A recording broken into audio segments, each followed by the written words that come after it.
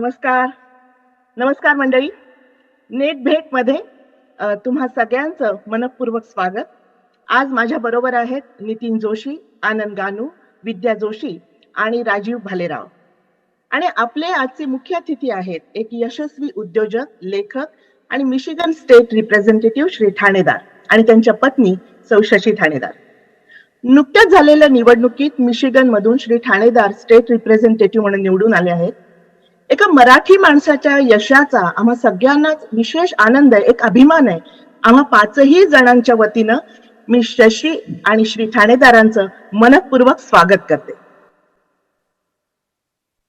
Welcome welcome आणि congratulations to you both.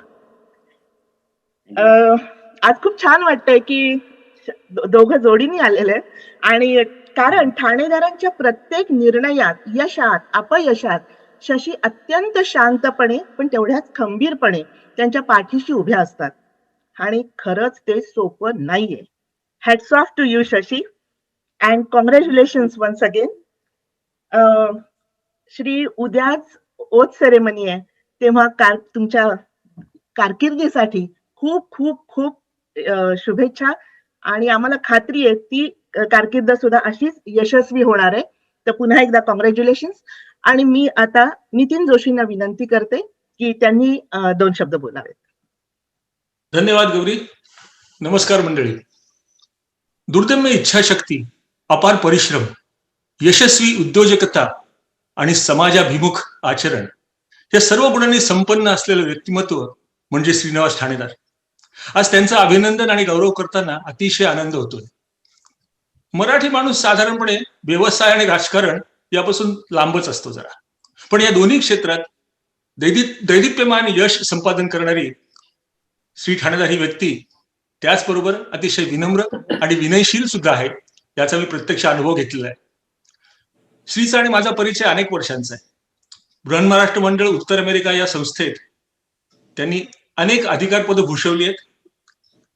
त्यांच्या व्यक्तिमत्वाचा आणखी एक पैलू म्हणजे हा मनुष्य अतिशय कलासक्त आहे. म्हणजे कलाकार अमेरिकेतले असोत किंवा भारतातले, त्या सर्वांचं मनापासून आदरातिथ्य करण्यात श्री आणि सौ शशी नेहमीच अग्रेसर असतात. अनेक कलाकारांना त्यांनी उपकृत केलंय. आणि आणखीन एक महत्वाची गोष्ट म्हणजे श्रीचं आयुष्य एक अद्भुत चित्रपटासारखं आहे. ही श्रीची इच्छा या त्यांच्या आत्मचित्रात्मक पुस्तकामध्ये त्यांच्या जीवनाचा एक एक पैलू जसजसा उलगडत जातो ना, की त्यापासून आपण प्रेरणा घ्यावी की त्यांना फक्त वंदन करावं असाच प्रश्न पडतो.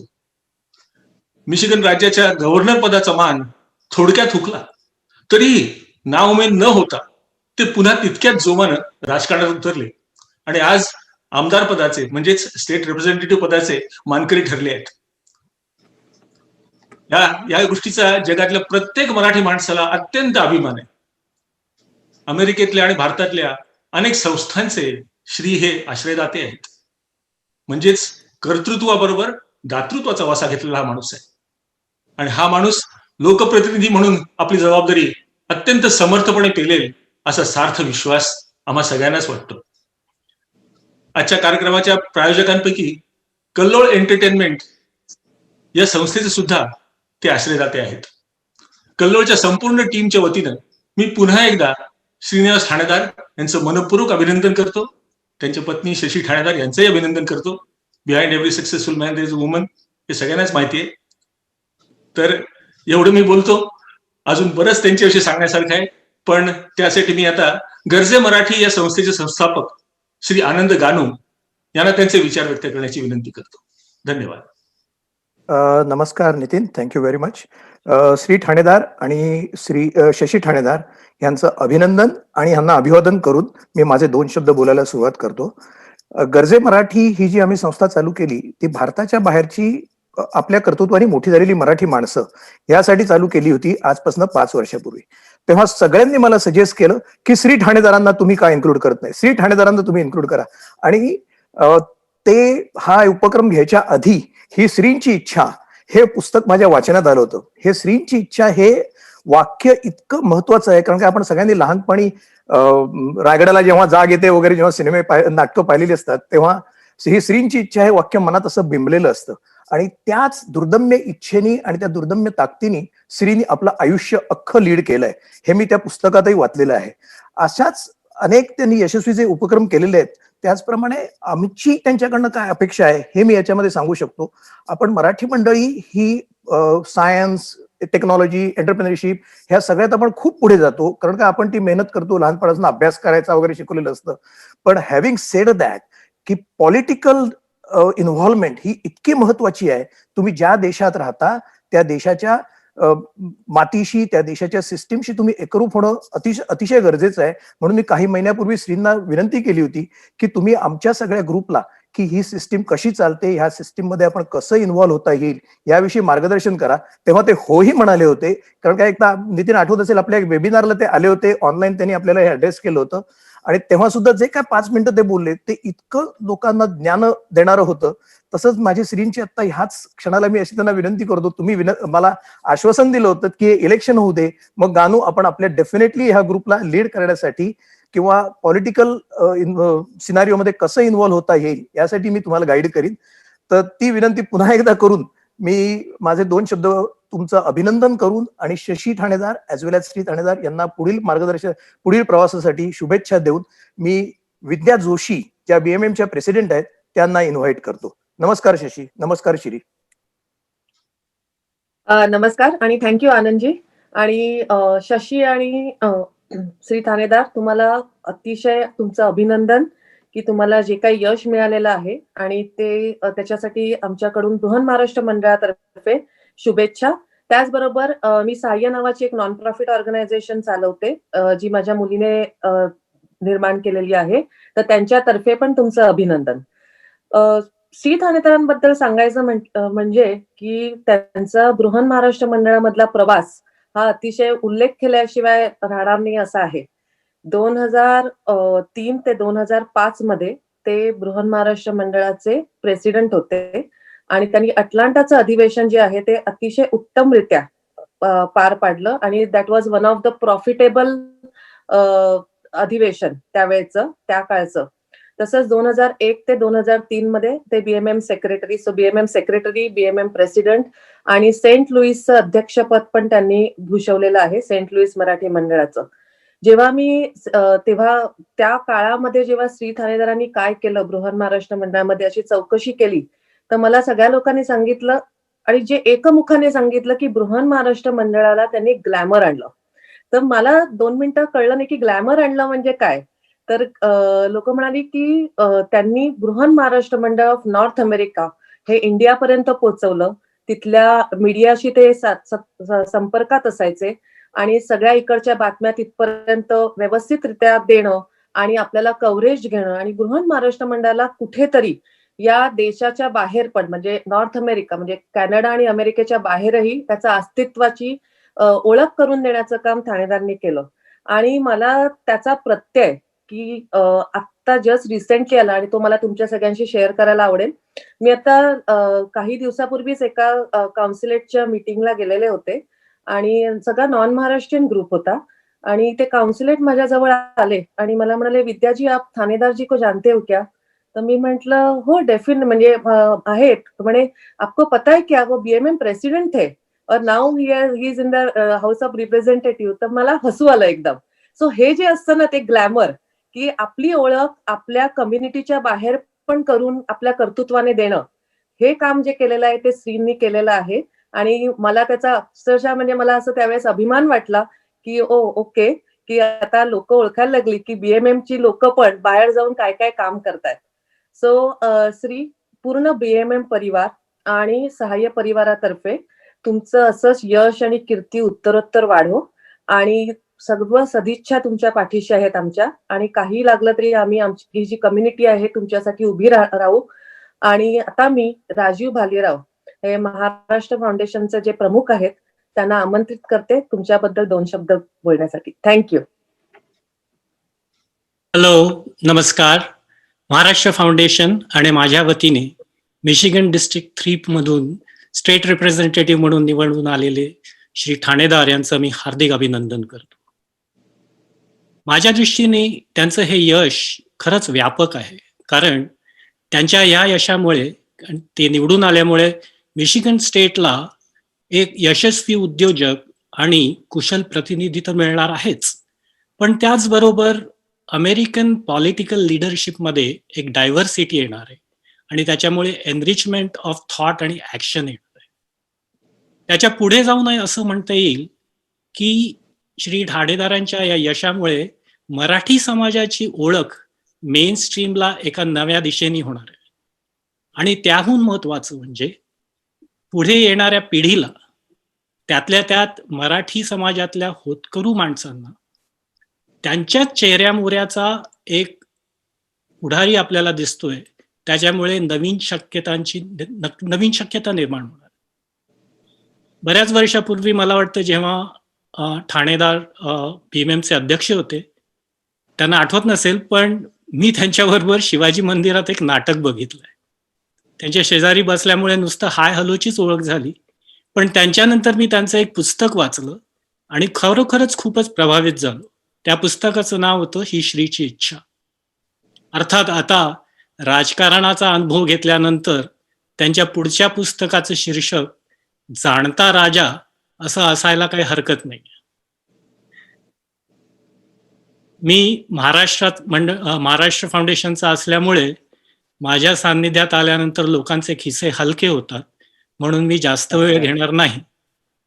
पण आत्ताच आमचं डिसेंबर 12ला महाराष्ट्र फाउंडेशनचं ऑनलाईन फंडरेझर आहे, म्हणून मी श्री ठाणेदारांना आणि आपल्या सर्वांना आमंत्रण करतो. तुम्हाला जर डिटेल्स पाहिजे असतील तर www.maharashtrafoundation.org ला भेट द्या. आणि पुन्हा एकदा श्री ठाणेदारांचं अभिनंदन. त्यांच्या यशाने आणि पर्यायाने मराठी समाजाच्या यशाची इच्छा करतो. धन्यवाद. Gauri, you can take. Thank you Rajivji.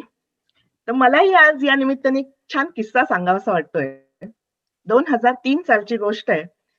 तेव्हा ठाणेदार सेंट लुईला होते आणि सेंट लुई महाराष्ट्र मंडळाचे अध्यक्ष होते. तर काहीही ओळख देख नसताना मी ठाणेदारांना फोन केला की ब्लूमिंग्टन मराठी मंडळ एक नाटक बसवतंय, तर त्याचा प्रयोग सेंट लुईला करणं शक्य आहे का? तर त्यांचं लगेच उत्तर आलं, हो जरूर करूया. फक्त फोनवर मी आमच्या टीमची माहिती दिली, पण त्यांना विश्वास वाटला की नाटक चांगलं असेल आणि आमच्या टीमने सुद्धा तो विश्वास सार्थ ठरवला. कारण त्यानंतर सलग 16 वर्ष आम्ही सेंट लुईत 16 नाटकं केली. संधी मिळाल्यावर त्याचं सोनं करणं आमच्या टीमच्या हातात होतं, पण समोरच्या व्यक्तीतला गुण ओळखून ओळखण्यासाठी एक दृष्टी लागते. तर ती ठाणेदारांकडे आहे असं मला वाटतं आणि ती त्यांची स्ट्रेंथ आहे. त्याबरोबरच मला उल्लेख करावासा वाटेल त्यांच्या आणि शशीच्या अगत्यशील स्वभावाचा. नाटकाचा प्रयोग ठरला की मग लगेचच आधी आमच्या घरी या, आपण इथे जेवण करू आणि मग हॉलवर जाऊ, असा अगदी आग्रहाचा निरोप. त्यांच्या घरी गेलो तर आणखी एक सुखद धक्का, कारण त्यांच्या आई सुद्धा तिथं होत्या आणि आई बेळगावच्या. मी 12-13 वर्ष बेळगावला राहिलेली आहे आणि त्यामुळे आमच्या बऱ्याच कॉमन ओळखी निघाल्या. आणि अमेरिकेत तुम्हाला जेव्हा कोणीतरी भेटतं आणि त्याचा भारतातल्या गावाशी तुमचं कनेक्शन निघतं तेव्हा किती आनंद होतो हे काही वेगळं सांगायची गरज नाही. त्यामुळे त्यांच्या आईचं आणि माझं खास असं एक नातं तयार झालं. आणि मग त्या 2003 पासून 2008 पर्यंत प्रत्येक नाटकाला शशी आणि श्री ठाणेदार आणि समरमध्ये त्यांच्या आई आलेल्या असल्या तर त्या असे पहिल्या रांगेत बरोबर आमच्या नाटकाला असायचेच. आणि त्याच्या दरम्यान मग 2005 मध्ये त्यांचं पुस्तक आलं, तर त्याच्या पुस्तकाच्या अभिवाचनाचा एक छान कार्यक्रम आम्ही ब्लूमिंग्टन मध्ये केला. आणि एकदम 2009ला पहिल्या रांगेत ठाणेदार दिसले नाहीत आणि मग कळलं की ते सेंट लुई सोडून गेले. तर त्या मधल्या काळात काय त्यांच्या आयुष्यात उलथापालथ झाली, घडामोडी झाल्या, हे त्यांचं दुसरं पुस्तक पुन्हा श्री गणेशा हे जेव्हा वाचलं तेव्हा लक्षात आलं. आणि तो पुन्हा केलेला श्री गणेशा किती यशस्वी झाला हे आपण आज सगळे बघतोच आहोत. तर मगाशी नितीन म्हणाल तसं खरंच एखाद्या सिनेमासारखं यांचं आयुष्य आहे आणि खूप चढ उतार आणि खूप त्याच्यात, पण प्रत्येक वेळी मला जाणवलंय म्हणजे ते कधीही खचले नाही. आणि ती जी काय त्यांच्या मनाची शक्ती आहे त्याबद्दल एक खूप मोठी उत्सुकता आहे आणि ती त्यांच्याकडनं मला जाणून घ्यायचंय. तर मी आता श्री तुम्हाला विनंती करते की तुम्ही तुमचं मनोगत व्यक्त करा आणि सगळ्यांच्या मनात मला माहिती आहेत काय प्रश्न आहेत ते सगळ्या लोकांच्या वतीनंच मी तुम्हाला विचारणार आहे. नक्कीच, नक्कीच. खूप खूप बरं वाटतंय. बऱ्याच ठिकाणून मला मेसेजेस आल्या अभिनंदनाचे. पण नॉर्थ अमेरिकेतल्या मराठी कम्युनिटीकडून हा जो आजचा प्रसंग सोहळा आहे त्याचं महत्व आणखीन जास्त आहे, कारण हे घरचं कौतुक आहे. आपल्या माणसांचं आपल्या घरचं जे कौतुक असतं त्याचं महत्व खूपच मोठं असतं. तेव्हा तुम्ही सर्वजण इथं आलात आणि इतकं सुंदर चांगलं बोललात सगळेजण.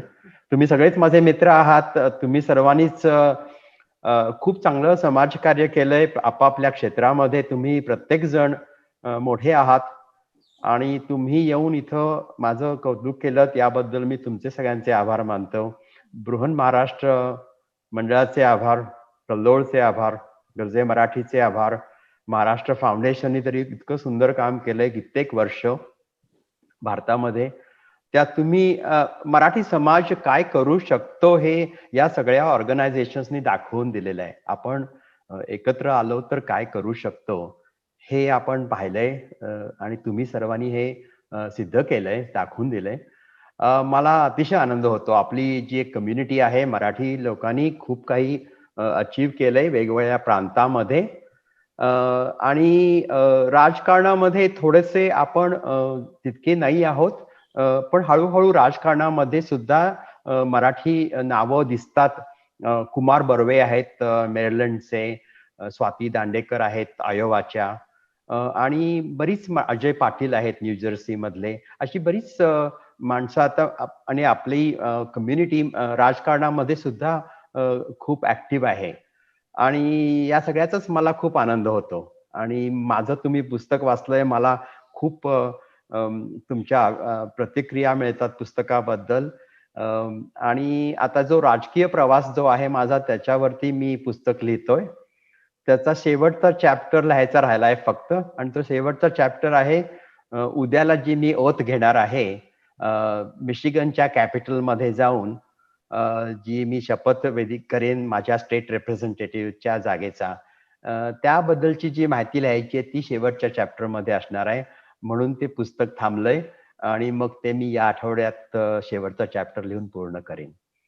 पण गौरी, तुम्ही आणि आपला ओळख खूप वर्षाची आहे आणि तुम्ही मला फोन केलात, मला आमंत्रण दिलं त्या कार्यक्रमाची. तुमची सगळी ही कल्पनाच या कार्यक्रमाची तुमची आहे. तेव्हा मी अतिशय तुमचे आभार मानतो. आणि शशी इथं हे सगळं ऐकायला आहे म्हणून जरा बरं वाटतं. त्या पाहिजेतच. तेव्हा तिलाही तुम्ही आवर्जून बोलवलं, तेव्हा थँक्यू सो मच. आणि आपण आता मी जरा थोडं पुन्हा, तुम्ही शेवट तुमच्या आत्ताच्या पुस्तकाबद्दल बोललात, तर मी थोडं पुन्हा 2003च्या अलीकडचं बऱ्याच जणांच्या मनात जो अगदी बेसिक प्रश्न आहे तो विचारू का? हो, विचारा ना, नक्कीच. की रुळलेल्या वाटांनी जाणं आणि मग त्यावेळेला मध्येच कधीतरी मनात यावं की चला मी आता धंद्यात म्हणजे उडी घेतो, असं मनात विचार येणं वेगळं आणि ते प्रत्यक्ष करणं वेगळं. तर आज या पॉइंटला तुम्ही जर मागे वळून बघितलं तर तुम्हाला कधी असं स्वतःला आश्चर्य वाटतं का हे कसं केलं मी? बरेचदा काय होतं माहितीये का, की सगळं काही स्थिर असलं ना की मला बेचैनी येते. की काहीतरी सगळं, आता बघा की घरची परिस्थिती त्यावेळेला बरी चांगली नव्हती. बीएससी झालो, अगदी 18 वर्षाचे असताना बीएससी झालो आणि मग कॅशियरची नोकरी मिळाली. आणि त्यावेळेला कसं असायचं की चांगल्या नोकऱ्या म्हणजे बँकेतली नोकरी ही चांगली. तेव्हा कॅशियर असताना कुणाचे का असेनात पण लाखो रुपये हाताळायला मिळायचे, म्हणून खूप आनंद असायचा त्यावेळेला. आणि तेव्हा सगळं लाईफ सगळं स्थिर झालं होतं. आई आता म्हणाली आता हळूहळू सगळं नीट चाललंय आपलं, आणि एक स्थिरता आली. आणि मग मला वाटलं की नको, हे आता आपण काहीतरी वेगळं करू. मग BARC मध्ये गेलो, तिथं नोकरी केली काही वर्ष. मग वाटलं की आपण MSc करावं. मग त्यानंतर अमेरिकेत आलो. तेव्हा नेहमी काहीतरी नवीन काहीतरी करावं. एकदा सगळं स्थिर झालं की काहीतरी वेगळं करावं असं वाटतं.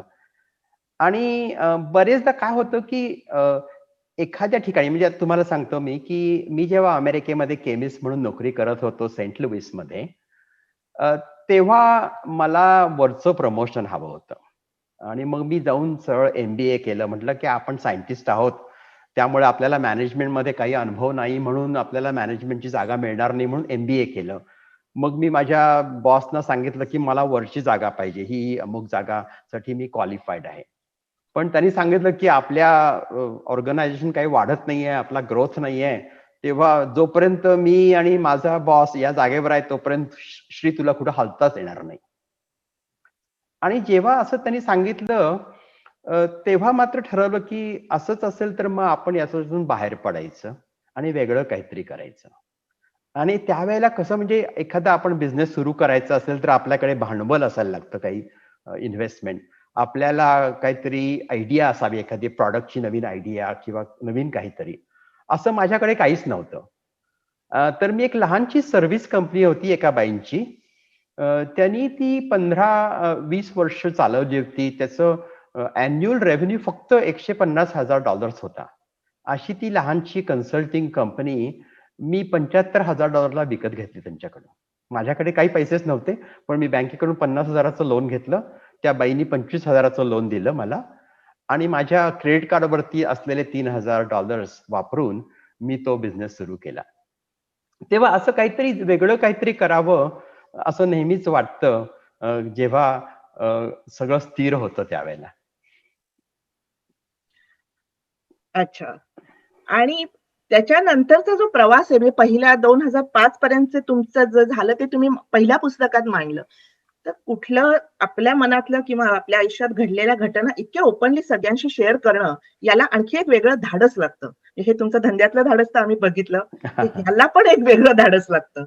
तर याबद्दल काय सांगाल तुम्ही? काय होतं की कधी-कधी आपल्याला आपल्या मध्ये आयुष्यामध्ये काहीतरी एखादी दुःखद घटना झाली, तर सहसा आपण या गोष्टी इतरांशी बोलत नाही. आपल्या गोष्टी फक्त चांगल्या गोष्टी ज्या असतात त्या आपण सहसा लोकांना सांगतो. कारण लोक काय म्हणतील किंवा काय लोकांना वाटेल किंवा अशी नेहमी आपल्याला एक काहीतरी भीती असते. आणि 1996 साली माझी 2 मुलं नील आणि समीर 4 आणि 8 वर्षाची होती. माझी पहिली पत्नी श्यामल जी डॉक्टर होती, न्यूरोलॉजिस्ट होती आणि काहीही आम्हाला माहिती नसताना अचानकपणे तिने आत्महत्या केली. आणि ही गोष्ट खूप अवघड होती. मला माझं दुःख सावरायचं, मला माझ्या मुलांचं दुःख सावरायचं, त्यांना सिंगल पॅरेंट म्हणून वाढवायचं.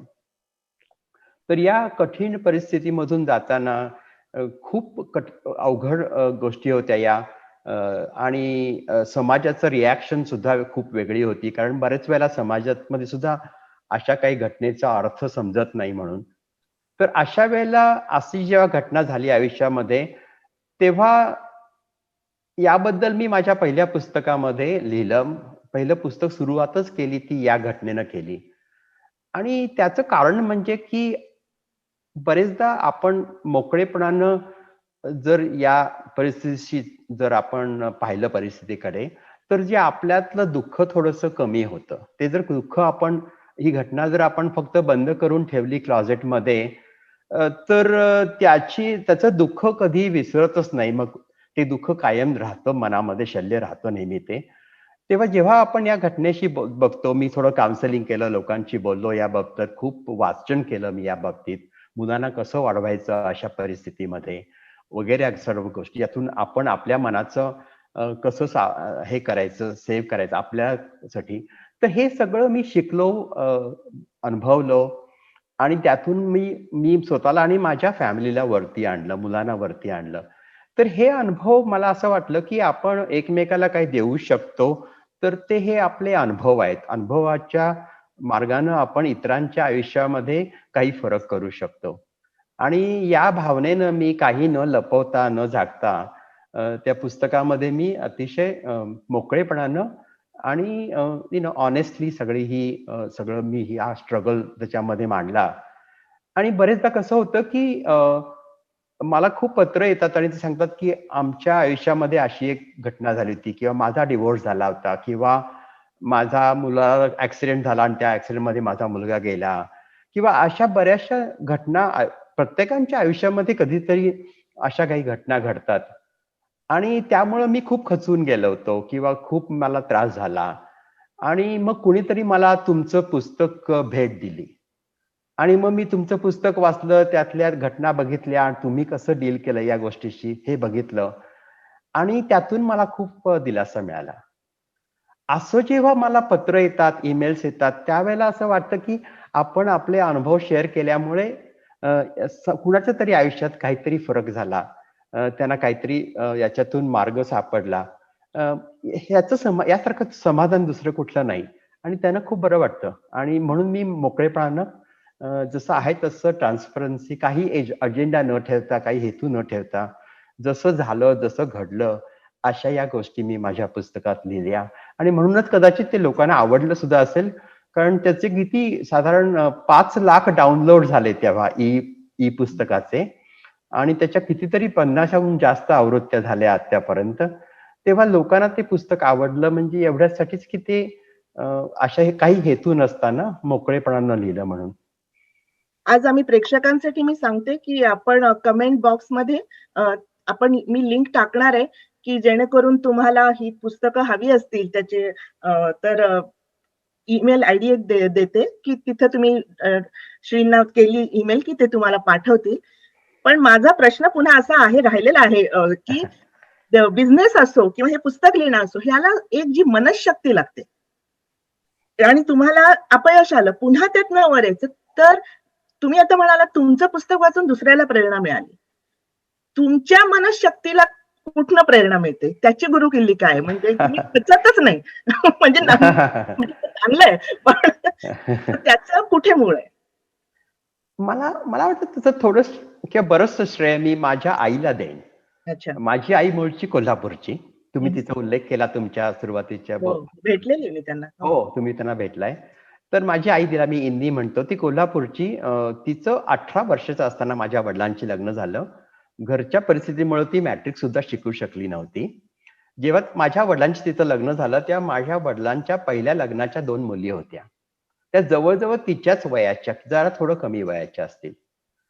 आणि त्यानंतर तिला झाली आणखीन 4 मुली आणि 2 मुलं. म्हणजे हा सगळा संसार तिनं आणि त्या सावत्र मुलींना वाढवलं. त्यांना बरोबरीनं सगळ्यांच्या वाढवलं. आणि जेव्हा घराची परिस्थिती आणि अत्यंत कठीण गेली, घरामध्ये म्हणजे अक्षरशः खायला काही नव्हतं अशी परिस्थिती घरामध्ये आली, तेव्हा या आईनं माझ्या खंबीरपणे उभी राहिली ती. आणि अक्षरशः कोंड्याचा मांडा म्हणतो तसं कधीतरी हे तुमच्यात हेरिडिटरी आलं सगळं. हो. तर बघा ना, की त्या आईचं आणि तिच्याकडून मी तिला कधी खचलेली पाहिलीच नाही. तिला हं, कधी मी हं. अशी आणि ती कुठल्याही अवघड परिस्थितीमध्ये असली तरी सुद्धा ती एखाद्या मिनिटात तिच्या तोंडावर एखादं दुःख दिसेल आणि मग ते लगेचच बाजूला होईल आणि मग एक धडाडीनं ती ती ती त्या प्रश्न सोडवेल.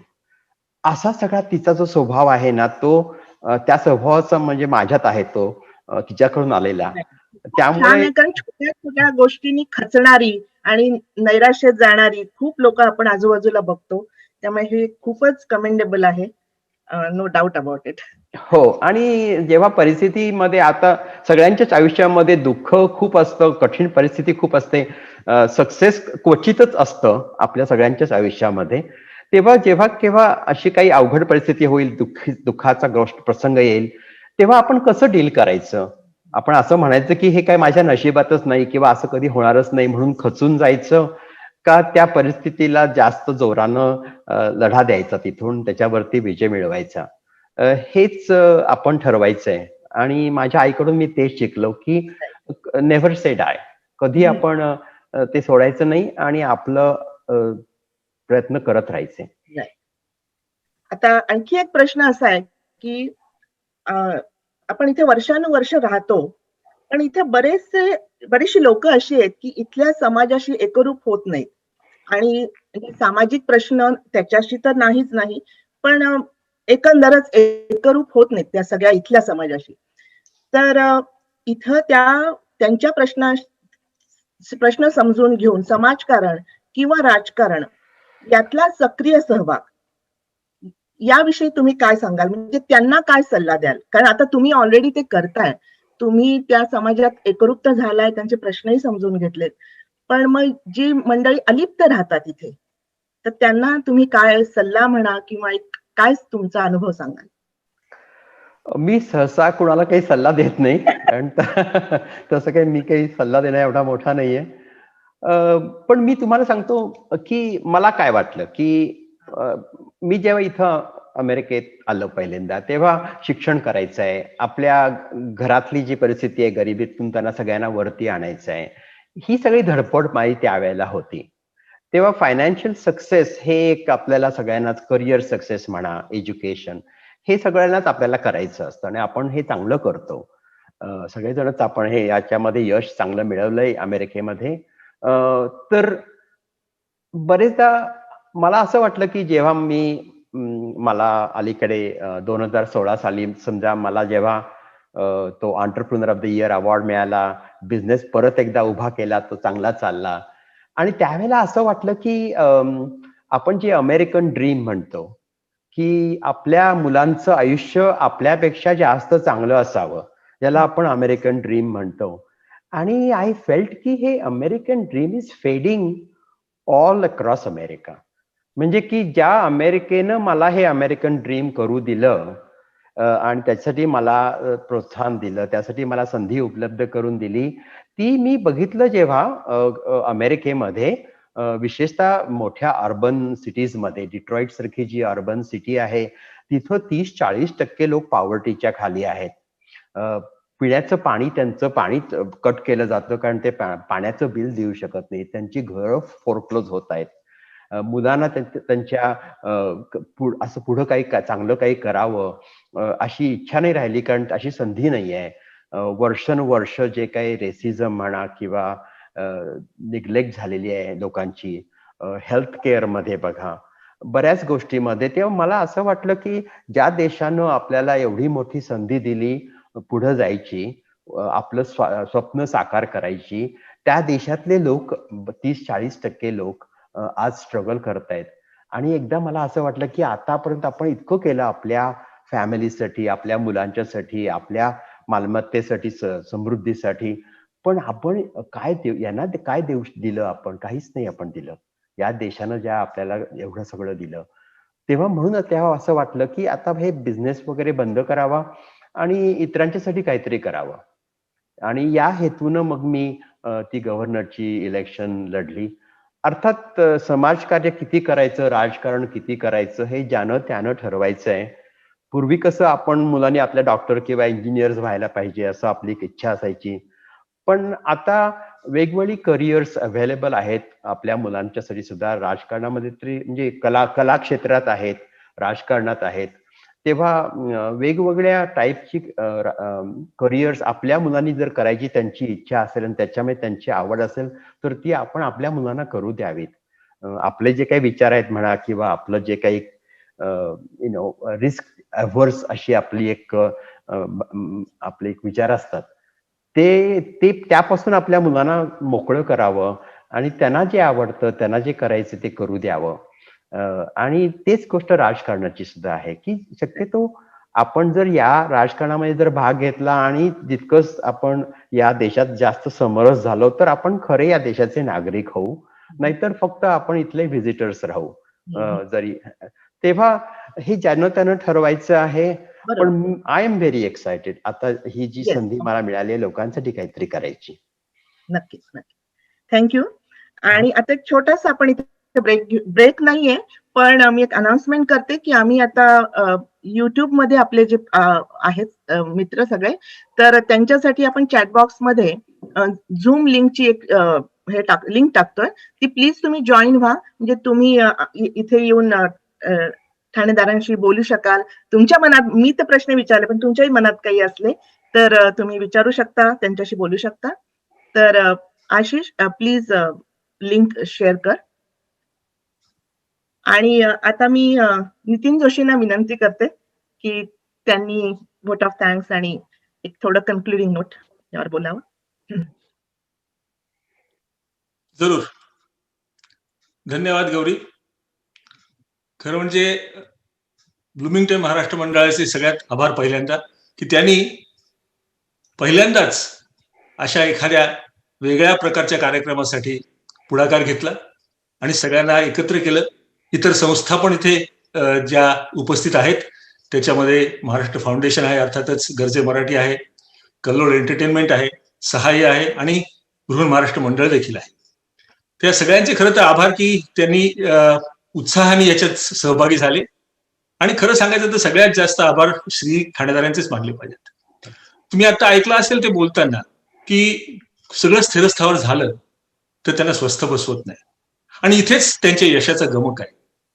म्हणजे मोहम्मद इक्बाल म्हणतात की सितारों के आगे जहां और भी है अभी इश्क के इम्तिहान और भी है. तर हा जो प्रकार आहे हा स्वस्थ बसू न देणं आणि दिवसा स्वप्न बघणं. रात्री स्वप्न सगळीच बघतात सामान्य माणसं, पण दिवसा स्वप्न बघणं हा जो भाग आहे हा श्रीच्या मध्ये आहे. त्यांच्या पुस्तकापुढे जे आपण वाचलंय त्यांनी सांगितलं अत्यंत पारदर्शक आणि खरोखर सगळं खरं खरं सांगून टाकणारा माणूस आजकाल विरळा असतो. आणि तो श्रीमध्ये आणखीन एक गुण आहे, म्हणजे what are the takeaways from today's programme, की मला खरंच वाटतं की हे जे गुण आपण अंगीकारू शकलो. आणि त्यातला आणखीन एक गोष्ट, शेवटचा आणि महत्वाचा मुद्दा, की राजकारणाकडे समाजकारण म्हणून बघणं. आपलं ऋण लागतं काहीतरी समाजासाठी म्हणून मी राजकारणात भाग घेतलाय. आपण इतर वेळा परिस्थिती बघतो राजकारणात फक्त स्वतःचा पैसा मिळवण्यासाठी लोक येतात असं बऱ्याच लोकांना वाटतं, पण हा मनुष्य असा वेगळा आहे आणि हे वेगळे पण सगळ्यांना आज आपल्याला दिसलं त्यांच्या बोलण्यातनं. आणि खरोखर आम्हाला उपकृत झालं. आम्ही जरी श्रीला ओळखत असलो बरीच वर्ष तरी सुद्धा आज एक सन्माननीय मिशिगन स्टेटचे रिप्रेझेंटेटिव्ह म्हणून तुम्हाला श्री आमच्या सर्वांतर्फे मानाचा मुजरा. धन्यवाद आणि सगळ्यांचेच खूप आभार. आणि सरतेशेवटी आमची जी टेक्निकल टीम आहे, आमच्या कल्लोळ एंटरटेनमेंटचे केतन राईलकर, अमित रोगे आणि ब्लूमिंग्टन महाराष्ट्र मंडळाचे आशिष ढहाके ह्यांच्या सहाय्याशिवाय हा कार्यक्रम शक्य झाला नसता. सो त्यांचेही सगळ्यांचे मनपूर्वक आभार. आणि पुन्हा एकदा ब्लूमिंग्टन महाराष्ट्र मंडळ, you have done a wonderful job of putting this all together. Thank you so much and wish you all the best. अशीच उत्तरोत्तर प्रगती करा आणि आम्ही सगळेजण अमेरिकेतलाच काय सर्व मराठी समाज जगातला तुमच्या पाठीशी आहे. Thank you Nitin, thank you.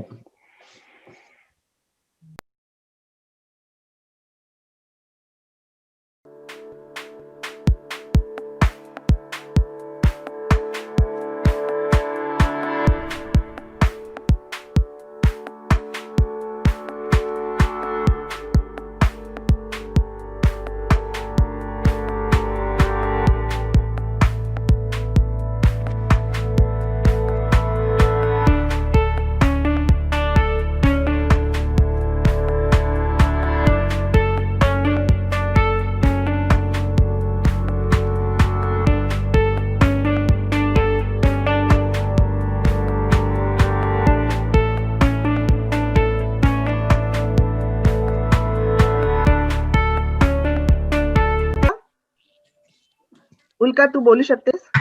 विद्याताई हर्डीकर आले आता. स्वातीजी दांडेकर इथे आहेत. आज एक खरंच हा छान योग आलाय.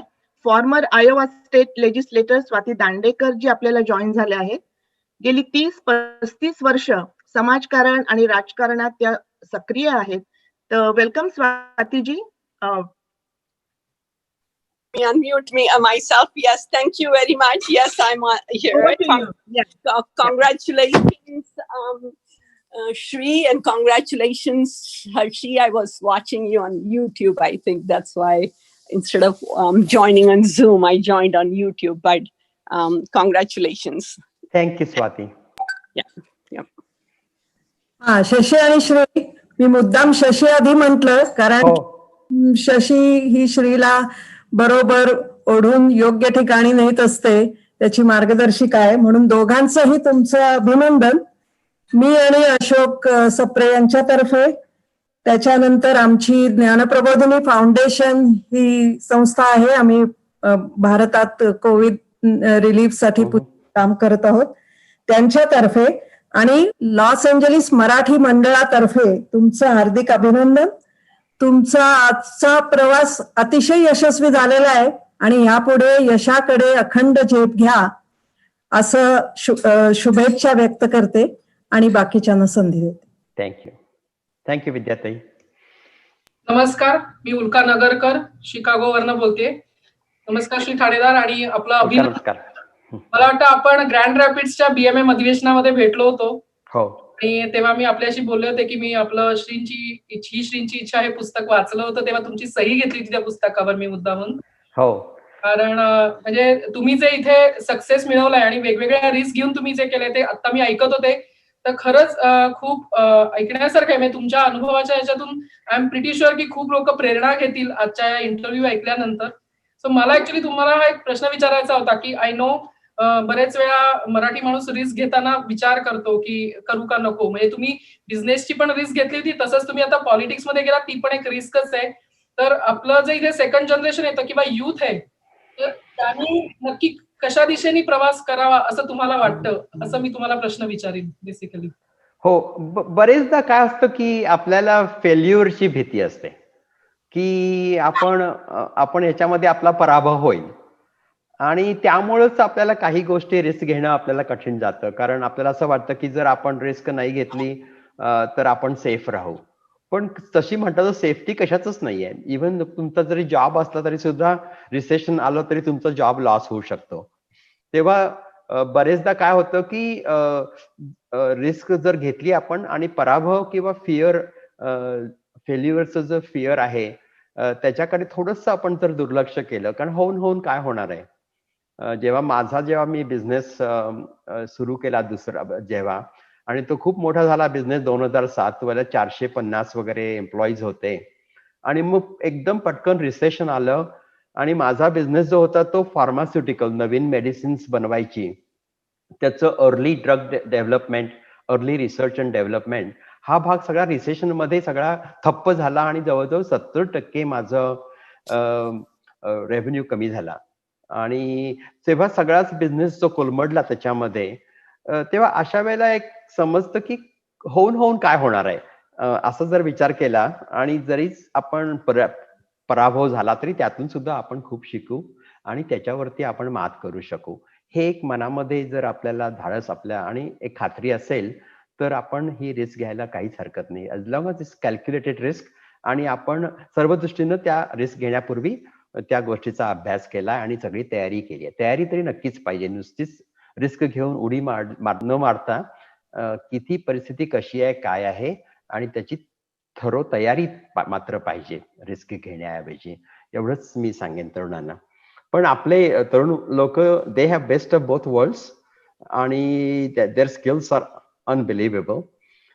तेव्हा त्यांनी जर फक्त स्वप्नच ठरवायची, dream big, dream high and work hard to make it happen आणि I am sure they can succeed.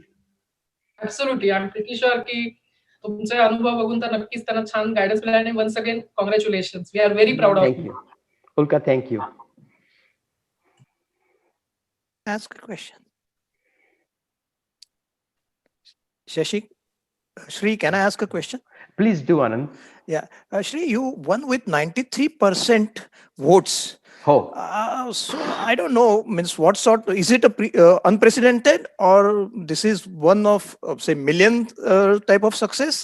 And if with this 93% success, means 93% vote coming to your side, what are your next views? You are putting your sight on what next? हे बघा असं आहे की आमचा जो area आहे ही जास्त democratic area आहे. तेव्हा इथं रिपब्लिकन लोक कमी आहेत, डेमोक्रॅटिक लोक जास्त आहेत. तेव्हा या निवडणुकीचं सगळ्यात महत्वाची जी निवडणूक होती ती प्रायमरी पक्षामधली, जी इंटरनल प्रायमरी होती डेमोक्रॅटिक पक्षामधली, ती सगळ्यात अवघड होती.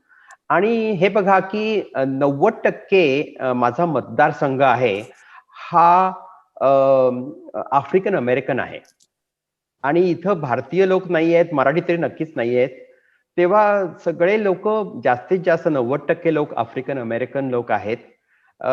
त्यांना माझ्याबद्दल माझ्या गव्हर्नरच्या रेसमध्ये माहिती होती, कारण डिट्रॉईट या शहरामधलं जेव्हा गव्हर्नरच्या प्रायमरीमध्ये मला सर्वात जास्त मतं, म्हणजे आता सध्याच्या आमच्या ज्या गव्हर्नर आहेत ग्रेचन व्हिटमर म्हणून, त्यांच्या विरुद्ध मी उभा राहिलो होतो डेमोक्रॅटिक प्रायमरीमध्ये आणि त्यांचा विजय झाला आणि त्यानंतर पुढे जाऊन गव्हर्नर झाल्या.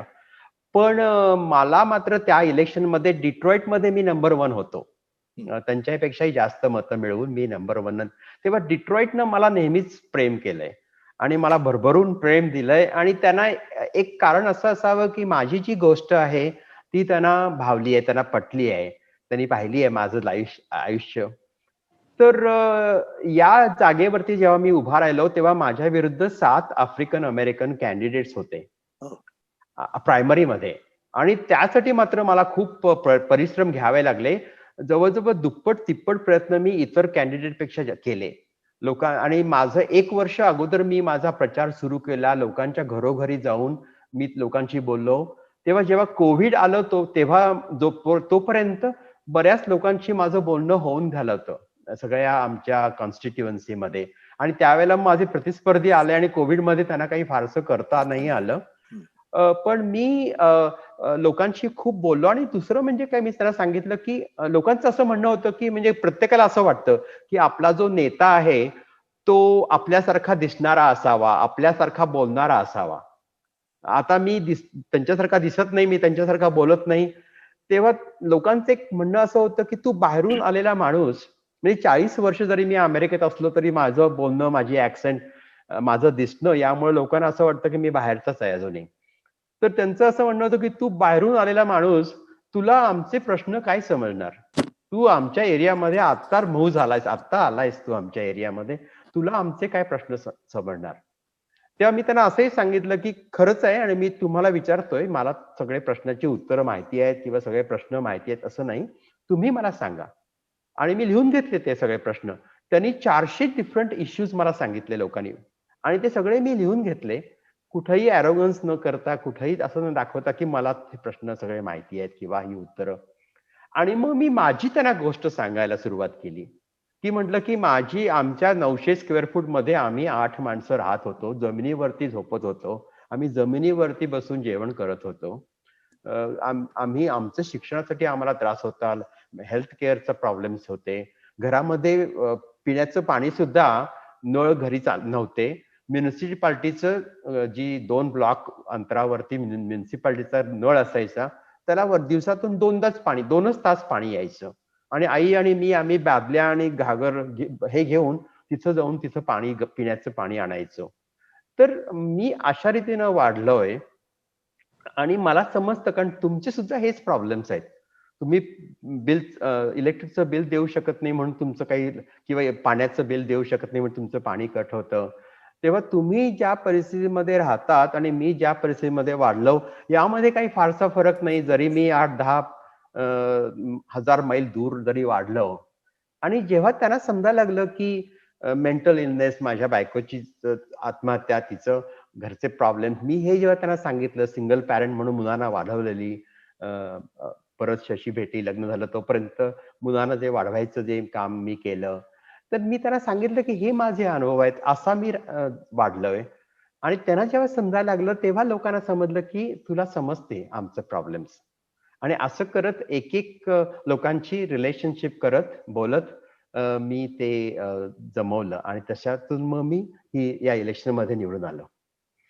हे प्रॅक्टिकली ह्युमन रिलेशनचा हा एक धडाच आहे असं म्हणायला हरकत नाही. हो हो. ओके. आणि थँक्स अ लॉट. नमस्ते. मी सुनील सुरेशशी बोलतो. प्रश्न विचारू का मी? नक्कीच नक्कीच. सुनील, कसे आहात तुम्ही? एकदम मजेत. फक्त सगळ्यांच्या माहितीसाठी सांगतो, 2 आठवड्यापूर्वी श्रीचा एक कार्यक्रम झाला जिथं आपले गोपी थ्रू कार्यक्रम केला होता. त्याच्यामध्ये Shri one of the speaker होता. आणि फार आनंदाची गोष्ट म्हणजे अशी की जवळपास 15 ते 16 आपले भारतीय लोक जे वेगवेगळ्या राज्यातून वेगवेगळ्या पोझिशन मध्ये निवडून आले, त्याच्यामध्ये श्री पण होता. आणि त्याच्या आनंदाची गोष्ट अशी, Shri was the only one who was a first generation, everybody else was a second generation. आणि श्रीने जे उत्तर दिली त्यावेळेस इट वॉज व्हेरी इम्प्रेसिव्ह. आणि everybody, even I spoke to Gopi, your president, and he was very impressed. The way Shri expressed his, what he could do and how challenging it was for him to overcome those issues. आणि केलं त्याबद्दल नक्कीच फार आनंदाची गोष्ट आहे. आता श्री, मला एकच प्रश्न विचारायचा की ऍज ए फर्स्ट जनरेशन, तू जेव्हा याच्या इथं गेलास, सगळ्या राजकारणात पडलास, त्यावेळेस what are the really couple of challenges that you really faced? Sunil, तुम्ही BMM चे प्रेसिडेंट होता, तुम्ही खूप चांगलं काम केलंय आपल्या मराठी समाजासाठी, तेव्हा तुमचे आभार. पण मेनली इमिग्रंट म्हणजे माझ्या मुलाला एवढे प्रॉब्लेम जे येणार नाही तेवढे मला आले. कारण मी जो बोलतो तो इथल्यासारखा बोलत नाही. हा एक माझ्यावरती कठीण म्हणजे त्यामुळे लोकांना एक थोडंसं बरेचदा ते ऍक्सेंट सुद्धा लोकांना समजायला कठीण जातं आणि ऍक्सेंटमुळे लोकांना एक वाटतं की हा आपल्यातला नाहीये. हे जे आपल्या सेकंड जनरेशनला हा याचा एवढा मोठा प्रॉब्लेम नाही होणार. त्यामुळेच तुम्ही पहा की फर्स्ट जनरेशन इमिग्रंट्स फारसे कुठे राजकारणामध्ये दिसत नाहीत. राईट एक एक वेगवेगळ्या एरियामध्ये आता ते सक्सेसफुल झालेत. आपल्याला IT इंजिनियर इमिग्रंट चालतो, आपल्याला डॉक्टर इमिग्रंट चालतो आता, पण आपल्याला राजकारणी नाही चालत अजूनही. तेव्हा ही हळूहळू ही बदलायला पाहिजे आणि जोपर्यंत एक इमिग्रंट चांगलं काम करून राजकारणी म्हणून जेव्हा एक चांगलं काम करेल आणि करून दाखवेल, तेव्हा लोकांना समजेल की या इमिग्रंटला राजकारणामध्ये सुद्धा येऊ द्यायला पाहिजे आणि त्याला आपण ऍक्सेप्ट करायला पाहिजे. तर हे जोपर्यंत म्हणूनच काही लोकांनी पुढे येऊन स्वाती दांडेकर आहेत, कुमार बर्वे आहेत, अजय पाटील आहेत, याच्या सगळ्या मंडळींनी येऊन पुढे काही भाग घेतले आणि हे आपण सिलिंग ब्रेक करतोय. आपण लोकांना सांगतोय की इमिग्रंट सुद्धा चांगलं काही काम करू शकतील राजकारणामध्ये. आणि असं करतच आपण इतरांसाठी पॅथ मोकळा करावा, तयार करावा त्यांच्यासाठी. हे हे हे आपण काम सगळ्यांनी करायला पाहिजे. मी संदीप पाध्ये. नमस्कार श्री. नमस्कार संदीप. कसे आहे? हो गुड. माझ्याकडे परत सगळ्यांनी ही श्रींची इच्छा म्हटलं, मी पुन्हा श्रींची इच्छा म्हणून मला ते दाखवायचं होतं की माझ्याकडे ते आहे आणि माझी खात्री आहे की गव्हर्नर पदासाठी पुन्हा श्रींची इच्छा व्हावी अशी इच्छा आहे. तर त्यासाठी परत एकदा अभिनंदन. आणि मी ही पहिली नांदी समजावी का की आमदार आणि पुढची स्टेप? हो नाही संदीप, तू छान काम करतोस. तू आपली पहिली ओळख लंडनमध्ये झाली होती तेव्हा तू मांजरेकरांचा जो कार्यक्रम तू केला होता इतका सुंदरपणे ऑर्गनाईज केला होतास त्यावेळेचा, आणि तो इतका भव्य मराठी कार्यक्रम इतका भव्यपणे केलेला पाहून मला खूप आनंद झाला त्यावेळेला. माहित नाही पुढे काय आहे म्हणून मी आता असं ठरवलंय की यापुढे बिझनेस नाही करायचा. बिझनेस खूप केला. Now I want to just stay in politics. आणि जोपर्यंत माझी तब्येत मला साथ देतीये आणि जोपर्यंत लोकांच्याकडून माझी निवड होतीये तोपर्यंत जबाबदारी अशी आणि आणखीन अधिक मोठी जबाबदारी घेत चालत राहायचं, करत राहायचं, मदत करत राहायची, असं मी ठरवलेलं आहे. की this is something that is my career. आता दुसरं करिअर म्हणा. आणि मी बघतो बरीचशी आता जो बायडन बघा ना, 78व्या वर्षी तो जगातलं सर्वात बलाढ्य असं पद त्यांनी घेतायत, जबाबदारी घेतायत ते. नॅन्सी पेलोसी बघितलं तर 80 वर्षाच्या आहेत, त्या स्पीकर आहेत. अगदी ट्रम्पच्या समोर उभं राहून त्याला त्याच्याबरोबर भांडतायत त्यांनी गेली वर्ष. सो आता वयाच्या दृष्टीनं बघितलं तर राजकारणामध्ये वयाचा काही प्रश्न नाहीये. तर जेवढं मी करू शकेन, जेवढं लोकांसाठी करू शकेन, ही नवीन चॅलेंज आहे मला. हे वेगळं प्रकारचं चॅलेंज आहे. बिझनेस करणं सोपं होतं, CEO आहे आपल्याच कंपनीचा, तेव्हा हवं ते काहीही करता येतं. 110 रिप्रेझेंटेटिव्ह असलेल्या विधानसभेमध्ये एक आमदार मी आहे फक्त. त्यामुळे माझी पॉवर तशी खूप कमी आहे आणि त्यामुळे मला लोकांना बरोबर घेऊन सगळं हे करायला पाहिजे. जरी मी गव्हर्नरसाठी रन केल्यामुळे लोकांना माझ्याबद्दल माहिती आहे, पण तरीही आमचा जो पक्ष स्टेट आमची जी विधानसभा आहे त्याच्यामध्ये 58 लोक रिपब्लिकन आहेत, 52 डेमोक्रॅटिक आहेत. त्यामुळे आम्हाला त्यांच्याबरोबर काम करत, अक्रॉस द आयल काम करत, कॉमन ग्राउंड शोधून काही गोष्टी कराव्या लागणार आहेत. नुसतंच आमच्या पक्षाच्या ज्या काही धोरणं आहेत ती सगळी अशी राबवता येणार नाहीत, कॉम्प्रोमाइज करावी लागणार आहे. आणि माझं बिझनेस मधलं जे काही स्किल आहे ते म्हणजे वापरून लोकांच्या बरोबर, इतर रिपब्लिकन पक्षाबरोबर करून लोकांचे प्रश्न, मुख्य म्हणजे कोविडचे जे प्रश्न आहेत, विशेषतः आफ्रिकन अमेरिकन कम्युनिटीमध्ये COVID has disproportionately hurt the African American community. तर health care, access to health care हा मोठा प्रॉब्लेम आहे.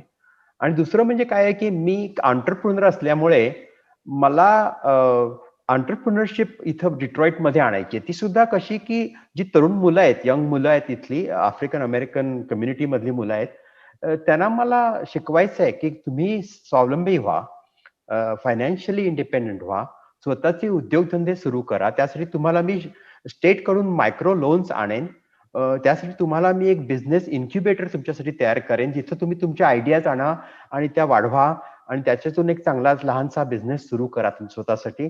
नुसतं सर्व्हिस बिझनेसमध्ये राहून नोकरी करून तुम्ही काही जनरेशन ऑफ वेल्थ बनवू शकणार नाही. तेव्हा आपण फायनान्शियल सक्सेस जर आणलं आपल्या कम्युनिटीमध्ये इथं, तरच आपल्याला आपली उन्नती होईल. आणि आतापर्यंत हे झालं नाहीये. तेव्हा माझं जे स्वप्न असं आहे की डिट्रॉइटमध्ये ब्लॅक वॉल स्ट्रीट तयार करायच्या, म्हणजे आफ्रिकन अमेरिकन कम्युनिटीमध्ये एंटरप्रेन्योरशिप वाढवून त्यांना स्वावलंबी बनवून त्यांच्यामध्ये फायनान्शियल सक्सेस आणि फायनान्शियल रोल मॉडेल्स वाढवायचे, जेणेकरून इतरांना त्याच्यातून स्फूर्ती मिळेल आणि सर्व समाजाची उन्नती होईल. की जेव्हा आपण तळागाळातल्या लोकांना जेव्हा आपण वरती आणू, तेव्हाच खरं आपण डेमोक्रेटिकली सक्सेसफुल झालो असं मला वाटेल. तेव्हा माझा फोकस तिथं आहे, कारण नाहीतर काय होतं की ही गरीब आणि श्रीमंत यातली जी दरी आहे ही वाढतच जाते. श्रीमंत लोक आणखीन श्रीमंत होत आहेत आणि गरीब लोकांच्या आयुष्यामध्ये फारसा काही फरक पडत नाही. आमच्याकडे इथं जनरेशन्स ऑफ पॉवर्टी आहे घरोघरी, आणि ते बदलायला पाहिजे. आणि ते नुसतंच नोकरी करून नाही होणार, त्यासाठी आपण एंटरप्रेन्योरशिप आणली पाहिजे आणि लोकांच्या मध्ये एक आत्मविश्वास तयार करायला पाहिजे. बरेचदा इतके हे सगळं सिस्टेमिक रेसिझममुळे, इन्स्टिट्यूशनल रेसिझममुळे लोकांचा एक आत्मविश्वास खचलाय की आपण काहीतरी करू शकतो. हे त्या मुलांना आपण सांगायचं आहे. म्हणजे त्यामुळे हायस्कूलमध्ये जाऊन मी भाषण देतो, सांगतो, I talk about entrepreneurship. Now that I have access, तर पब्लिक प्रायव्हेट पार्टनरशिप करून लोकांच्यासाठी स्टेटचे फंड्स वापरून लोकांना मायक्रो लोन, भांडवल मिळणं नवीन बिझनेस सुरू करण्यासाठी हे सगळ्यात अवघड असतं. तर त्यांच्यासाठी थोडंसं भांडवल द्यावं, मायक्रो लोन्स द्यावेत, आणि ही सगळी गोष्ट, आणि चांगलं शिक्षण मुख्य महत्वाचं आहे. अजूनही इम्पॉवरिश एरियामध्ये स्कूल्सची कंडिशन्स खूप खराब आहे. क्वालिटी एज्युकेशन मिळत नाही इम्पॉवरिश एरियामध्ये. तेव्हा आपल्याला स्कूल चांगली केली पाहिजे, त्यांना चांगलं शिक्षण द्यायला पाहिजे. अर्ली चाइल्डहुड एज्युकेशन खूप महत्वाचं आहे. 3 वर्षाची मुलं, 4 वर्षाची मुलं, त्यांना गणित शिकवायला पाहिजे, त्यांना रिडिंग स्किल शिकवायला पाहिजेत. म्हणजे मग त्यांच्या 3री आणि 4थी मध्ये त्यांचे रिडिंग स्किल आणि मॅथ स्किलचा वरी करायला नको आपल्याला. तेव्हा अर्ली चाइल्डहुड एज्युकेशन हे फार महत्वाचं आहे. बरीचशी फॅमिली सिंगल पॅरेंट्स आहेत, त्यांना त्यांची मुलांची काळजी, त्यांना मुलांना शिक्षण देऊ शकत नाहीत. तेव्हा 3 वर्षाच्या मुलांना आपल्याला शिकवायला पाहिजे, गणित शिकवायला पाहिजे, त्यांना रिडिंग स्किल शिकवायला पाहिजेत. म्हणजे ती मुलांची प्रगती होईल चांगली, आणि त्यांना चांगलं क्वालिटी जर शिक्षण मिळालं ना, तर मग ती वाईट मार्गाला नाही जाणार. आणि बऱ्याचशा गोष्टी मला करायच्या आहेत. क्रिमिनल जस्टिस रिफॉर्म वरती तर मी खूप बोलू शकेन, ते तरी मला करायचंच आहे. स्कूल टू प्रिझन पाईपलाईन, बरीचशी मुलं शाळेतनं बाहेर टाकली जातात, त्यांचे प्रश्न काही समजून घेतले जात नाही, त्यांना काउन्सिलिंग मिळत नाही, फक्त त्या मुलांना शाळेतनं बाहेर टाकलं जातं. मुलं रस्त्यावर पडतात आणि मग वाईट सवयी लागतात, प्रिझन मध्ये जातात, त्यांना काही स्किल्स नाही आहेत, प्रिझन मधून ते टर्म करून बाहेर येतात आणि मग परत त्यांना काही नोकऱ्या मिळत नाहीत, त्यांना घर घेऊ शकत नाहीत, ते काही घर भाड्याने घेऊ शकत नाहीत, प्रिझन रेकॉर्डमुळे नोकरी मिळत नाही, आणि मग परत ते काही मार्गानं परत प्रिझन मध्ये परत जातात. हे सगळं विशेष सायकल मला थांबवायचं आहे. त्यासाठी प्रिझन मधून आलेल्या लोकांना चांगले स्किल्स द्यायचे, म्हणजे ते प्रोडक्टिव्ह लाईफ जगू शकतील, आपल्या फॅमिलीची, आपल्या मुलांची काळजी घेऊ शकतील. असे एवढे काही प्रश्न आहेत, ते त्याच्यावर मला काम करायचं आहे. आणि मी एकटा काही करू शकणार नाही, लोकांची मदत लागणार आहे मला. आणि मला तिथं जाऊन सांगायचं आहे की, कारण बरेचसे माझे जे कलिग्स आहेत ते नॉर्थ मिशिगन मधून आहेत, त्यांचे प्रॉब्लेम्स वेगळे आहेत, माझ्यासारखे नाही आहेत. तेव्हा मला डिट्रॉइटमध्ये जे काही प्रॉब्लेम आहेत ते त्यांना सांगायचे आहेत, त्यांच्याकडून मला कॉम्प्रोमाइज करत त्यांच्यासाठी काहीतरी चांगले कार्यक्रम आणि प्रोग्राम्स करायचे आहेत. So there is just so much to do. आणि I am just beginning, I am just learning a new system to make improve quality of life for my constituents. That's my goal. Sir, मी माझं नाव राहुल देशमुख. नमस्ते. नमस्ते राहुल. आणि दुसरं हे विचारायचं होतं की इथे आमच्या जनरेशनची जी मुलं आहेत ती व्हिसावरती आली, H1B वरती आली, L1 वरती आली. आता ते चक्रात अडकलेत कारण की त्यांना ग्रीन कार्ड मिळत नाहीये. बरं ते जॉब 9 ते 5चा जॉब सोडून त्यांना बिझनेस करायचा म्हणलं तर त्यांना ती परवानगी नाहीये कारण त्यांना परत जावं लागतं. मग या चक्रातनं बाहेर पडायचं एकच मार्ग आहे का की भारतात परत जावं किंवा दुसऱ्या देशात जावं? नाही, आपली ही system we are a country of immigrants आणि आपला देश अमेरिका पुढे गेली याचं कारणच इमिग्रंट्स आहेत. तेव्हा प्रो इमिग्रंट अशा आपल्या पॉलिसीज असायला पाहिजेत. गेली 3-4 वर्ष याच्यामध्ये थोडासा खंड पडला. ते आता बदलेल असं वाटतंय मला बायडन आल्यानंतर आणि व्हिसा पॉलिसीज जास्त आपल्या इमिग्रंट्सना अनुकूल असतील आणि त्यातून बऱ्याचशा संधी उपलब्ध होतील अमेरिकेत राहून करायच्या. पण आता इव्हन भारतात सुद्धा ग्लोबलायझेशनमुळे खूप काही चांगल्या संधी उपलब्ध आहेत, ज्या मी जेव्हा अमेरिकेत आलो 1979 मध्ये तेव्हा ही परिस्थिती नव्हती. तेव्हा मला वाटतं की you can be successful either place. You can be successful here in America किंवा जर परत जाऊन आपल्या देशामध्ये काही करायचं असेल तर ते सुद्धा करू शकतो. इट अल्टिमेटली डिपेंड्स ऑन तुमच्यावरती अवलंबून आहे राहुल, तुम्हाला काय करायचंय, तुम्हाला जे काय अचीव्ह करायचंय आणि कुठं अचीव्ह करायचंय. कारण if you work hard, have your dream, you could succeed anywhere. Thank you sir. Thank you. Namaskar, Shri. This is Nikhil. Hi, Nikhil. How are you? And first of all, congratulations to you. And you are a role model in pretty much every aspect of life for a lot of people. I mean, be it literature, काय किंवा समाजकारण काय, राजकारण काय, अमेरिकेमध्ये येऊन you are a true trailblazer. पण I am most fascinated by your entrepreneurial abilities. आणि मी जेव्हा EY मध्ये होतो त्यावेळेला मी जेव्हा वाचलं की you are one of the recipient of EY entrepreneur of the year award. It's like I mean, hats off. I mean, it's one of the most prestigious award an entrepreneur can get on this planet. तर मला त्याच्याबद्दल तुमच्याकडनं ऐकायला आवडेल की मला पहिल्यांदा entrepreneur of the year award मिळाला अर्न्स्ट अँड यंग कडून, तो 1999 मध्ये.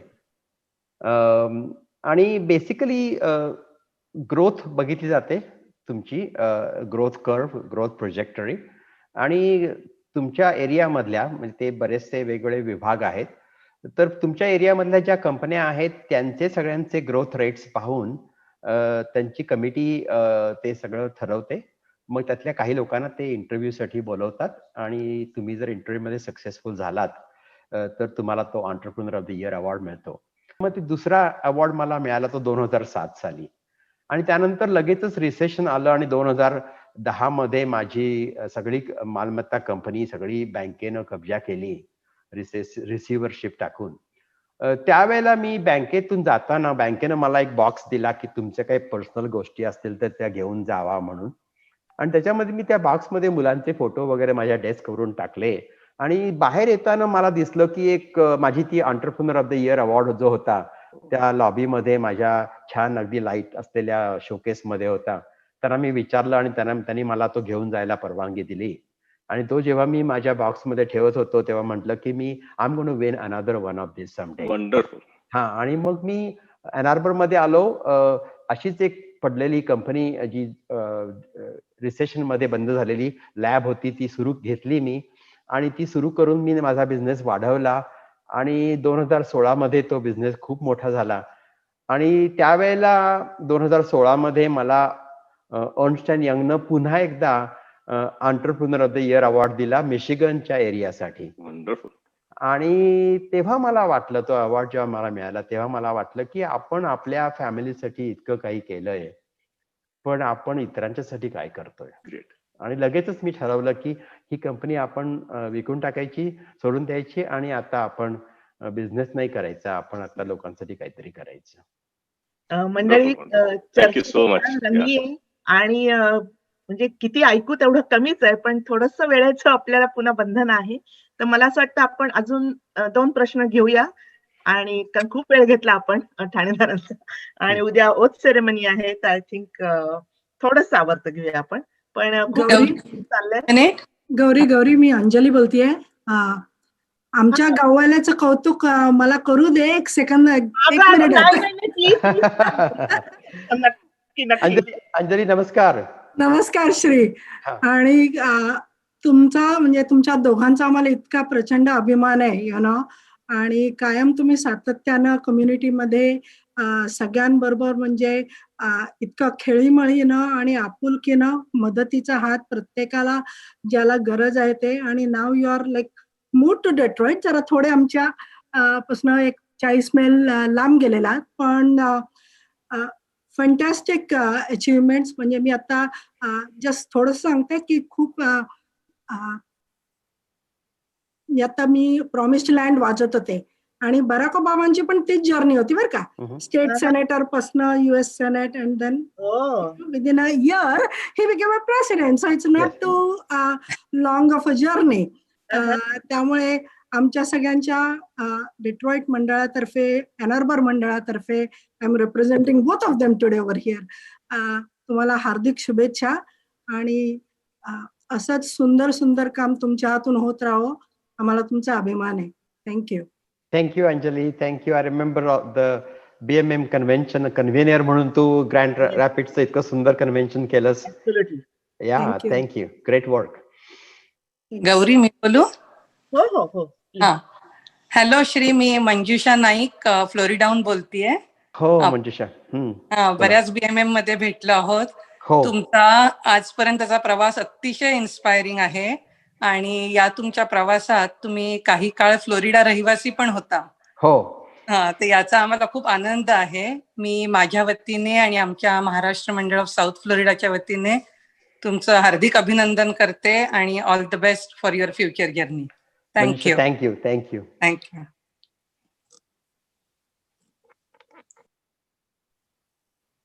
विनायकजी. नमस्कार श्री. मी विनायक फडणवीस, महाराष्ट्र मंडळ बे एरियातर्फे तुम्हाला हार्दिक शुभेच्छा. पहिल्यांदा तुमची भेट गरजे मराठीचा जो 2 वर्षापूर्वी कार्यक्रम झाला होता तिथे झाली आणि मागच्या वर्षी BMM कन्व्हेन्शन मध्ये भेटलो आणि तुमचं पुस्तक पण दुसरं वाचलं. पहिलं पुस्तक मला आता इतक्यातच मिळालंय, तर आजचा हा इंटरव्ह्यू ऐकल्यानंतर मला ते पुस्तक पण वाचायची इच्छा आहे. मला फक्त एक रिक्वेस्ट आहे की तुम्ही जे मराठी बरेच नावं घेतले आता, तर मला असं वाटतं की एक पुढे कधीतरी आपण एक आयदर गरजे मराठी थ्रू किंवा BMM थ्रू एक प्लॅटफॉर्मवर सगळे मराठीचं एक कार्यक्रम असा जर झाला तर सगळ्या आपल्या कम्युनिटी करता खूप चांगलं होईल. तुम्ही एक चांगलं एक एक्झाम्पल सगळ्यांच्या समोर उभं केलेलं आहे की भारतातून आलेला मराठी माणूस कुठपर्यंत आज पोहोचू शकतो. धन्यवाद आणि बेस्ट विशेष. विनायक थँक्यू. आणि आजच मी गौरी आणि मी बोलत होतो की तसं एक पॅनल आपण करून आपण एक वेगळं काहीतरी अशी चर्चा करू. गौरीने आता हे सुंदर उपक्रम सुरू केलेत, त्यामुळे आपण तुम्हाला आणि आनंदना आपण परत एकदा विनंती करू की असं काहीतरी करू आणि आपण सगळ्यांशी गप्पा मारू.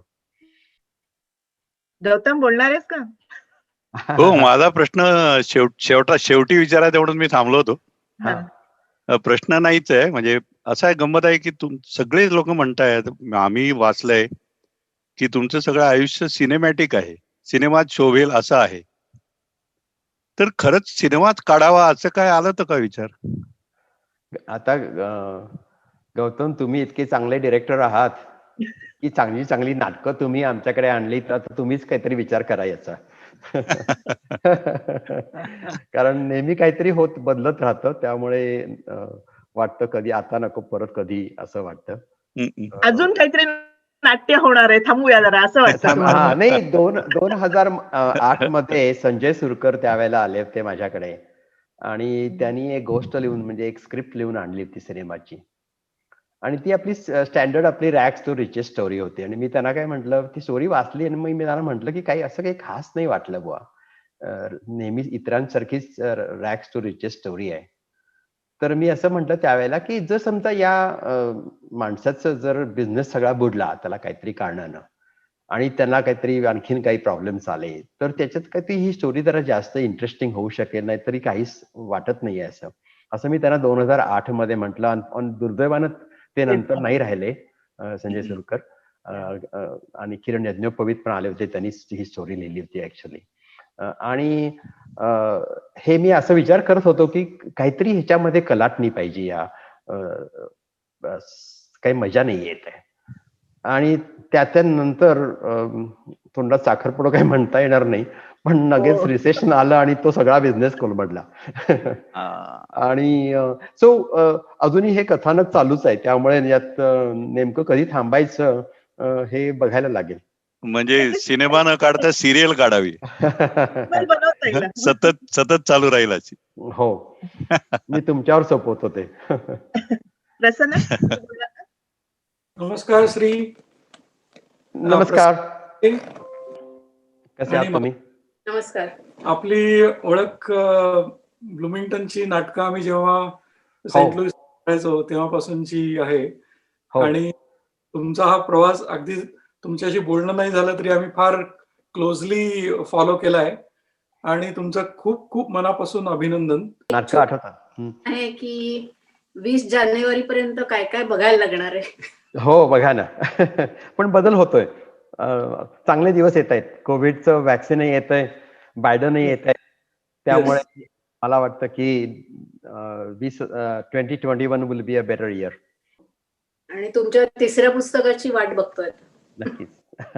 मला पहिली जी 2 पुस्तकं आहेत आणि मुलांच्यासाठी विशेषतः मी इंग्रजीमध्ये ब्लू सुटकेस नावाचं पुस्तक लिहिलं. तर ते पुस्तक जर कोणाला हवं असेल तर त्यांनी मला जर ईमेल केली shriThanedaar@gmail.com, तर मी तुम्हाला त्याच्या PDF पाठवून देईन. आणि जर PDF तुम्हाला पाठवली आणि तुम्हाला जर कोणाला शेअर करायची असेल तर ती अवश्य करा. देयर इज नो कॉपीराईट किंवा असं काही. तर मला फक्त एक ईमेल पाठवा shriThanedaar@gmail.com. आणि जर तुम्हाला मराठी पाहिजे, दोन्ही मराठी पाहिजेत किंवा मराठी आणि इंग्रजी पुस्तक हवं असेल तर तसं मला सांगा, त्याप्रमाणे मग आम्ही तुम्हाला पाठवून देऊ. आपण हा ईमेल आणि हा मेसेज इथे चॅट बॉक्स मध्ये पण ठेवलेला आहे, म्हणजे तुम्ही ईमेल विसरलात काही झालं तरी तुम्ही नंतर चेक करू शकता. आणि प्लीज तुम्ही ईमेल करून ती मागवून घ्या. वाचण्यासारखी पुस्तक आहेत, व्हेरी इन्स्पायरिंग. आणि पुन्हा एकदा तुमचं हार्दिक अभिनंदन आणि धन्यवाद. तुमचा खूप वेळ घेतला आम्ही, पण खूप छान वाटलं. तुम्ही जसं म्हणालात की आज हे घरचं आपला एक सोहळा होता, तसं आम्हालाही फिलिंग आलं की आम्हाला जो आनंद होत होता, अभिमान वाटत होता, तो शेअर करता आला तुमच्याबरोबर आम्ही. आणि तुमचेही विचार ऐकता आले. तर धन्यवाद. आणि नितीन, विद्या, आनंदजी, राजीवजी, तुम्हालाही खूप धन्यवाद. विद्याताई, थँक्स फॉर जॉईनिंग. करेन. Thank you all. थँक्यू फॉर हे सगळं घरचं कौतुक. खूपच बरं वाटतंय, खूप आवडतंय. आणि हे सगळं शशीनं ऐकल्यामुळे थोडीशी माझी घरात चालत जरा ताट होईल. पण सुंदर केलं गौरी, छानच ऑर्गनायझेशन. तुम्ही नेहमीच सगळं चांगलं ऑर्गनाईज करता आणि असेच चांगले कार्यक्रम करत राहा लोकांसाठी, आपल्यासाठी. मलाही बोलवा कार्यक्रमाला. अगदी जरूर जरूर. माय प्लेजर. नमस्कार. नमस्कार.